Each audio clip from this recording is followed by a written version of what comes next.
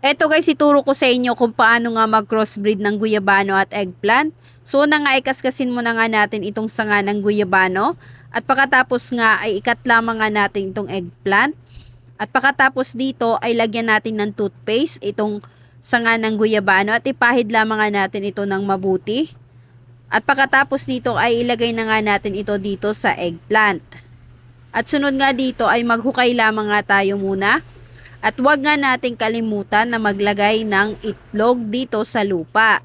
Ayan, para hindi agad ito mabulok. At ilagay na nga natin ito. At sunod nga itabunan lamang nga natin ito ng lupa. At pagkatapos ay takpan lamang nga natin at antayin nga natin ito ng 30 days. At after 30 days nga, ito na nga siya. So buksan na nga natin siya. So ayan nga, 'di ba, tumubo na nga siya. So pwede na nga natin 'tong ilipat ng lupa o kaya naman nga i-transplant. So ito na nga ang kanyang bunga.